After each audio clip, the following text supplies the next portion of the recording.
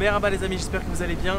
Nouvelle journée, nouvelle aventure, nouveau vlog, toujours en direct de la Turquie et de la belle ville d'Istanbul. Très rapidement, permettez-moi de me présenter pour ceux qui ne me connaissent pas. Je m'appelle Ben, ça fait à peu près 10 ans que je voyage maintenant partout dans le monde et 5 ans que je réalise des vidéos axées voyage sur cette chaîne YouTube. Et il y a quelques mois, j'avais commencé un beau voyage ici et je m'étais dit tiens, faudrait que je revienne pour terminer ce que j'ai commencé. Me voilà de retour et je sors une vidéo par jour de ce voyage, donc comme durant le premier voyage que vous pouvez retrouver au-dessus de ma tête. Donc on est parti pour la Turquie saison 2. J'explore de nouveaux endroits que je ne connais pas, notamment ici à Istanbul. Et puis après on rejoindra d'ailleurs la mer Noire. Comment suivre d'ailleurs mes aventures en live, comme si vous y étiez bien avant mes vidéos YouTube, ça se passe sur mon compte Instagram Ben & Co, donc n'hésitez pas à me rajouter. Dessus je poste plein de contenus divers et variés qui viennent compléter et enrichir le contenu YouTube. J'ai aussi TikTok où je poste du contenu assez varié, donc n'hésitez pas aussi à me rajouter sur TikTok si vous avez TikTok. Et surtout pour m'encourager, bien évidemment, si vous tombez un petit peu par hasard sur cette chaîne et que le contenu vous plaît, n'hésitez pas à vous abonner, à liker, à commenter et à partager. Merci beaucoup, vraiment ça me donne de la force à chaque fois. Et bah voilà, je vous ai dit que le but c'était de visiter des endroits que je connais pas en Turquie, mais même à Istanbul. Et bah aujourd'hui, je rejoins enfin la dernière île aux princes qui me manquait, Keynelada. Désolé, j'ai un peu du mal avec la prononciation parce que ici, le i sans point, ça donne un son un petit peu comme E, comme dans Beyik, moustache, Büyük, grand, Beyik, moustache. Donc Keynelada, je sais pas si je le prononce bien, veuillez m'excuser. Mais c'est la dernière des îles aux princes qui me manquait, puisque j'en ai fait 3 sur 4. Notamment il y a quelques jours, nous étions à la plus grande d'entre elles, Büyükada. On prend les mêmes et on recommence. On prend le ferry de Kadıköy, là où je suis hébergé au Hush Hostel. On en a pour à peu près 1h, 1h30 max. C'est la première en plus des îles, donc c'est là où je vais descendre en premier. Tandis que par exemple la dernière fois, vu que j'étais allé à Büyükada, j'avais dû m'arrêter à la dernière des îles aux princes, donc ça prenait un petit peu plus de temps, puisque ce que le bateau fait, c'est très simple, hein. Il s'arrête sur chaque île pour faire descendre des passagers et récupérer d'autres passagers, etc. Et il fait ça sur chaque île et après il repart, hop, direction Istanbul City Center. Et ben on est parti.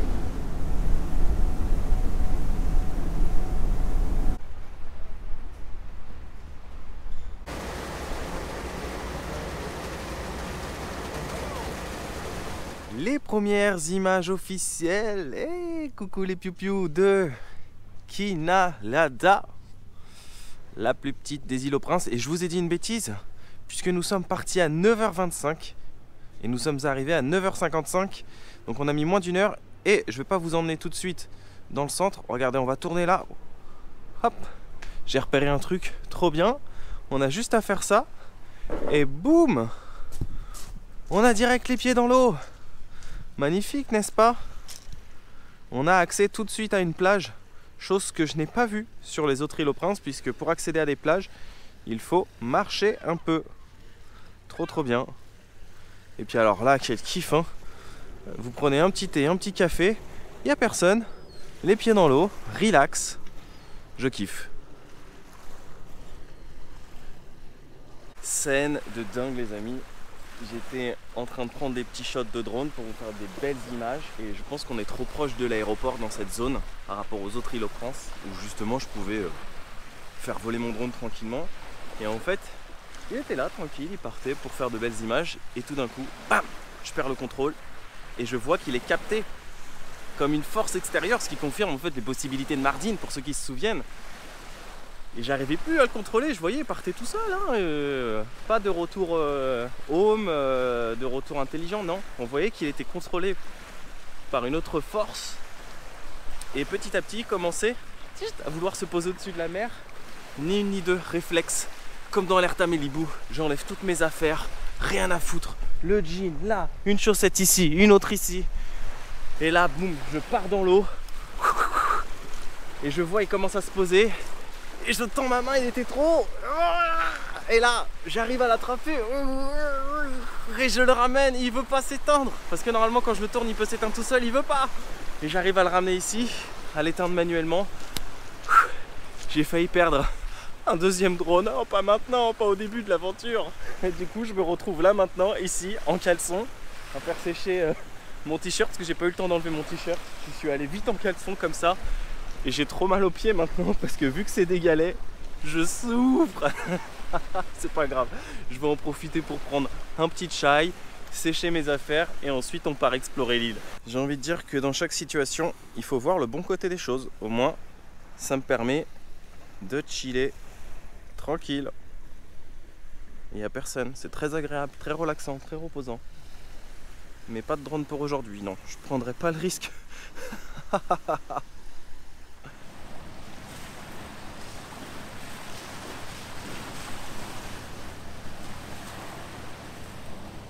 Allez, c'est parti.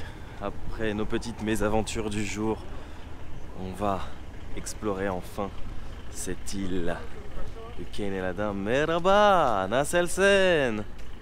Du maïs? Qu'est-ce donc? Oui, je pense que c'est du maïs. Oui, c'est écrit en plus. Sout Mizir. Eh, ça a l'air très sympa. C'est calme. Il n'y a personne. Bon, premier objectif. Trouver un endroit où prendre un petit déjeuner.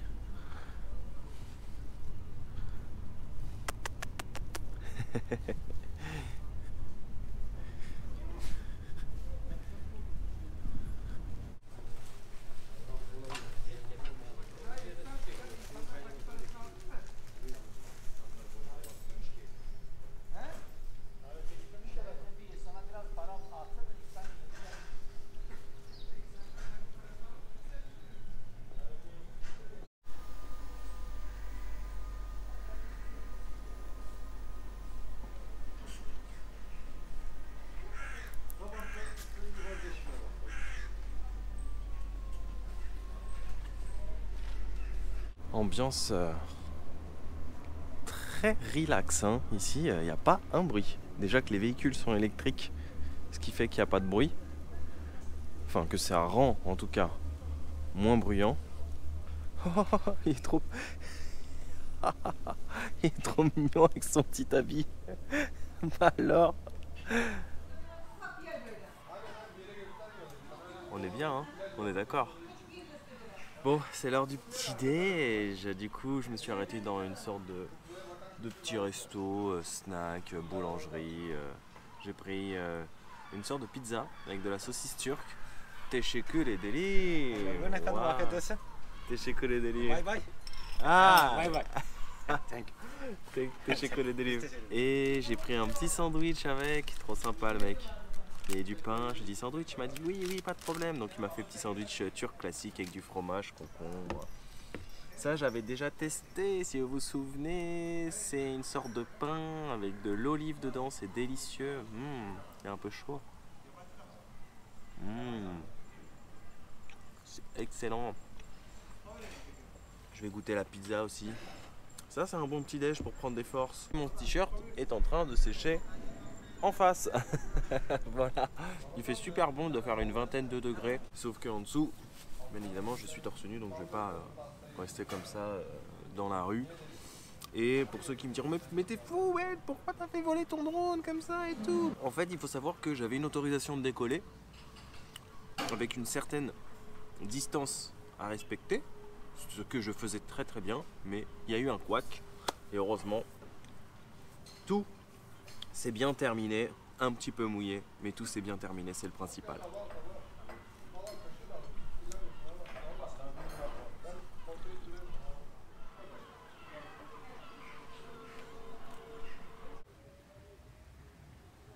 Je ne sais pas si c'est parce que c'est la plus petite des îles aux Princes et qu'elle est peut-être un peu sous-cotée, ou si c'est parce qu'on est en pleine semaine et qu'il n'y a personne.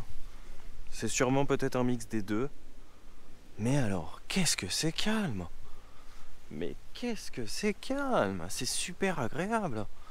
Et comme elle n'est pas très grande en fait, eh ben, je me retrouve à faire le tour cette fois, non pas en rentrant directement dans les terres, mais en longeant la mer. Et à notre gauche, vous pouvez apercevoir les précédentes îles que nous avions fait ensemble, à savoir Burgazada, la première que j'avais faite. Un petit coup de cœur d'ailleurs pour celle-là. Et là-bas, Eibelada. Et tout au fond, celle que nous avons fait il y a quelques jours, la plus grande, Büyükada.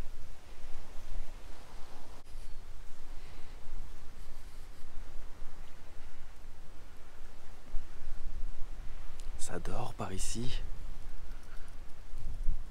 Ah oui, c'est l'heure de la sieste. En même temps, j'ai envie de dire, c'est tellement apaisant que ça donne envie de faire une sieste.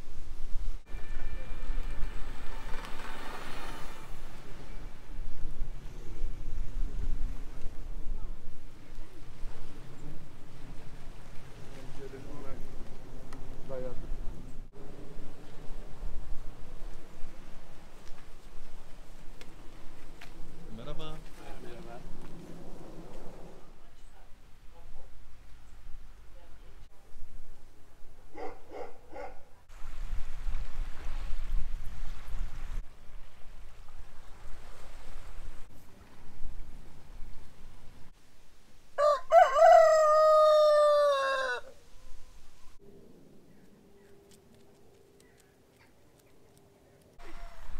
Merhaba.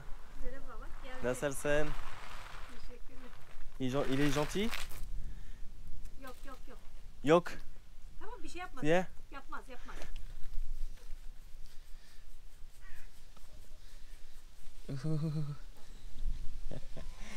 Çok güzel. C'est détente de vivre ici. Voilà, à même pas 20 mètres, la mer.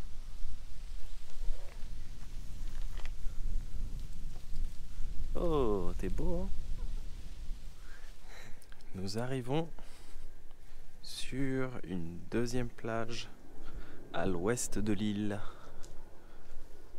Et comme vous pouvez l'apercevoir, il y a toujours personne. Et nous sommes bien dans un couloir aérien. C'est détente, hein? C'est même limite un peu trop détente.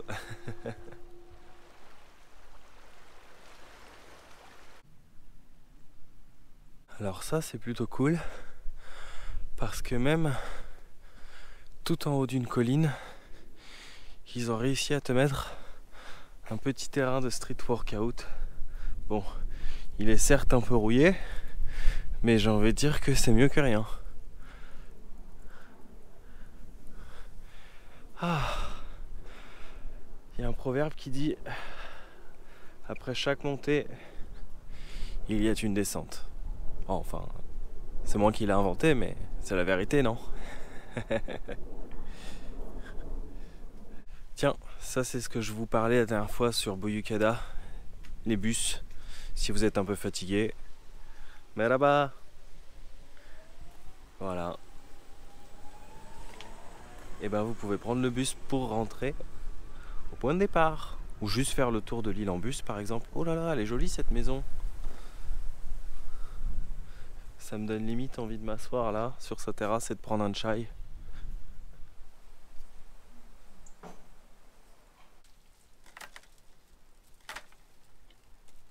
Merhaba. Merhaba, hoş geldin, sabaha geldin. Teşekkür ederim. Türk İş Kafe, Nescafe, çay. Çay. Evet. Buyurun oturabilirsiniz. Çok güzel. Teşekkür ederim. Bu tabaktan oldu o. Evet, bunu Teşekkürler. atayım. Bu şekerin. Bu. Teşekkür ederim. Ben teşekkür ederim, afiyet olsun. Si ça c'est pas trop kiffant, je prends mon thé chez l'habitant, dans la petite maison que je viens de vous montrer à l'instant. En fait, il y avait écrit chai, café. Donc je lui dis chai, elle me dit non. Café, Nescafé. Je lui dis ah non, j'avais pas envie d'un café là, j'avais envie d'un thé. Donc du coup, elle m'a dit ben je te fais une infusion. J'ai dit bon, ok, ça marche, pas de souci. Et on est vraiment, en fait, dans la maison des locaux. Hein. On peut pas faire plus local. C'est pas un resto, c'est pas un café, c'est leur maison. Mais ils proposent un petit service, sûrement pour les passants qui ont envie de faire une pause détente ou se rafraîchir, prendre une petite boisson. Voilà, trop mignonne, elle m'a servi avec un petit gâteau. En plus, la pauvre, elle a fait de la peine parce que quand elle est arrivée, le premier thé qu'elle m'a servi, elle a renversé en fait sur la table.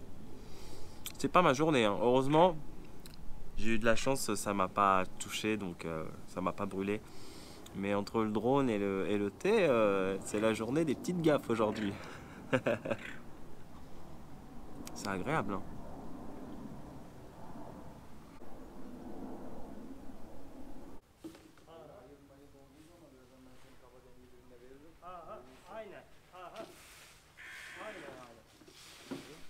J'ai comme l'impression que nous avons terminé le tour de l'île.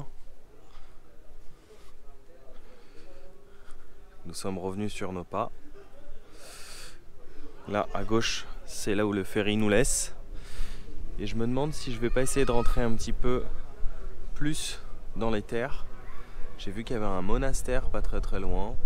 Voilà, ça a attiré ma curiosité, donc je pense que je vais faire ça avant de quitter l'île.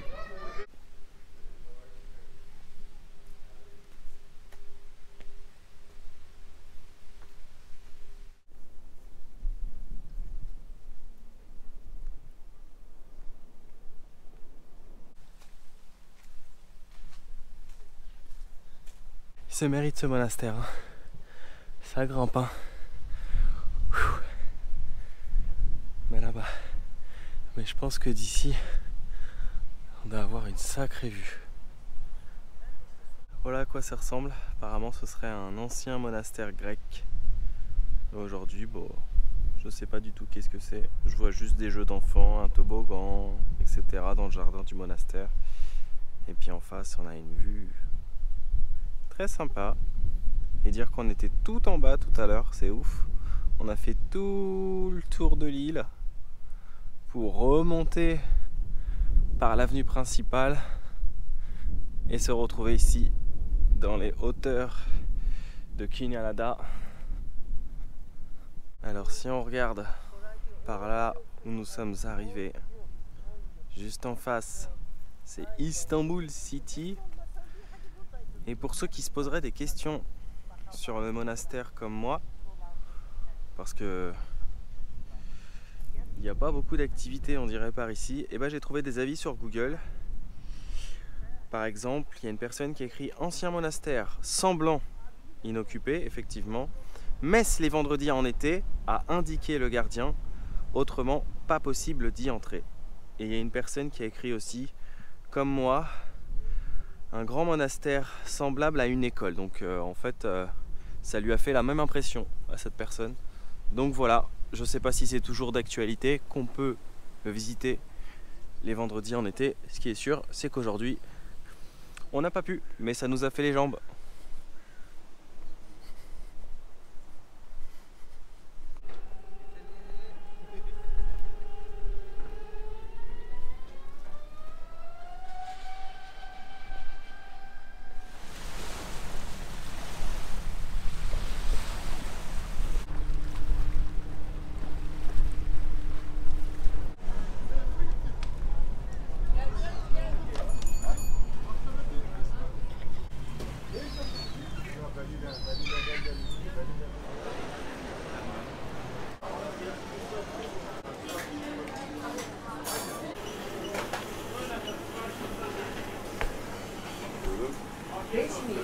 De retour à Kadikoy et sous les conseils d'un abonné dans les commentaires YouTube, je vous remercie d'ailleurs pour vos bons plans, je lis tout.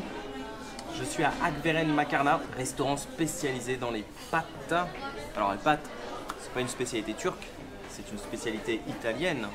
Bien évidemment, j'apprends ça à personne, mais bon, on va dire qu'aujourd'hui c'est un petit peu international, on peut manger de très bonnes pâtes partout dans le monde. Alors les pâtes en fait sont derrière un buffet, vous choisissez celles que vous voulez. Donc moi j'ai pris un assortiment, je sais absolument pas à quoi elles sont, sauf celle-là, je sais que c'est curry. Poulet curry, très intéressant d'ailleurs pour un goût de pâte. Donc moi j'ai pris un petit assortiment, je me suis pas embêté, j'ai dit bon je veux ça, ça, ça. Ça m'a coûté seulement 24 lire turques, un petit peu moins de 2,40 €. Et j'ai pris un gâteau dans la vitrine qui me donnait absolument envie. C'est ça. Alors c'était écrit que ça s'appelait un San Sebastian. Je sais absolument pas du tout ce que c'est. On dirait un petit peu un cheesecake. Et il vous demande est-ce que tu veux du chocolat dessus? Je dis ben ouais. Carrément, je suis trop chaud. Donc voilà, j'ai hâte de goûter. Le gâteau m'a coûté plus cher que le plat de pâtes. 29 lire turques, ce qui fait un petit peu moins de 2,90 €. Donc et bah, bon appétit, afiyet olsun comme on dit ici.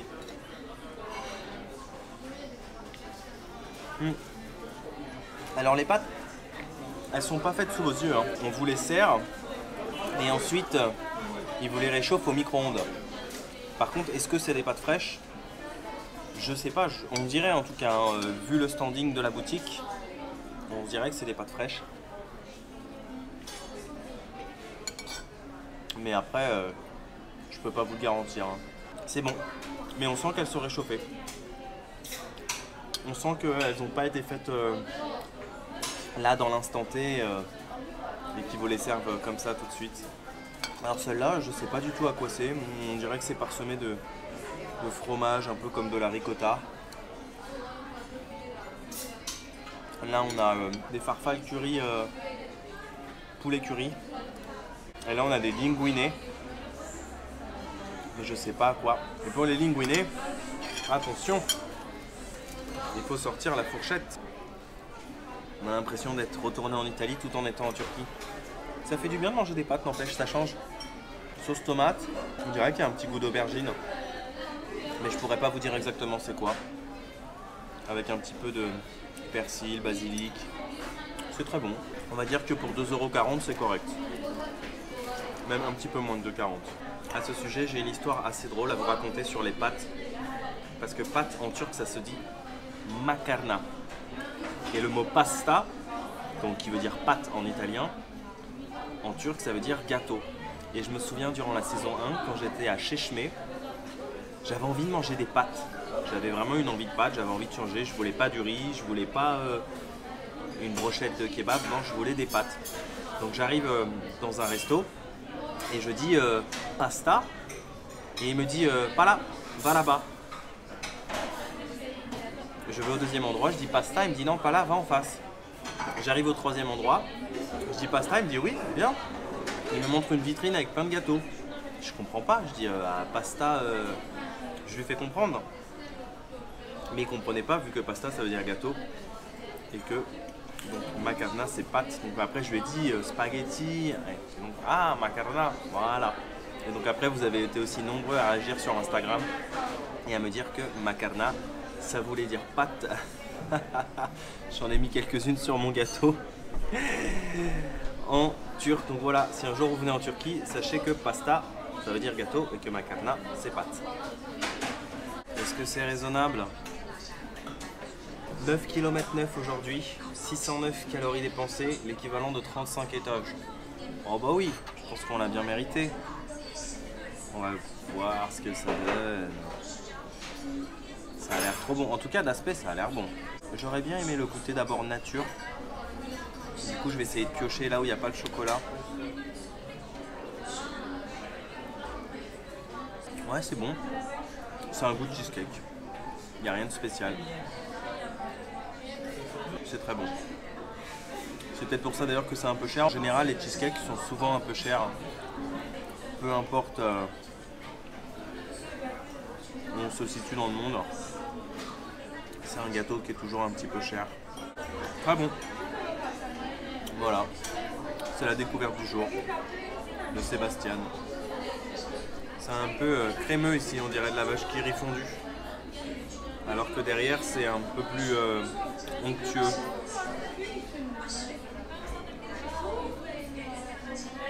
Ah ouais, ça coule bien, dis donc. C'est pas la même texture entre devant et derrière. Sur la route du retour, à mon auberge, le Hush Hostel. Mais écoutez, fin de journée, fin d'épisode. J'espère que vous avez passé un excellent moment en ma compagnie. Personnellement, j'ai passé une très bonne journée, même si je dois vous avouer que j'y ai laissé un pied. Je pense que c'est sous le feu de l'action quand j'ai couru pour aller dans l'eau.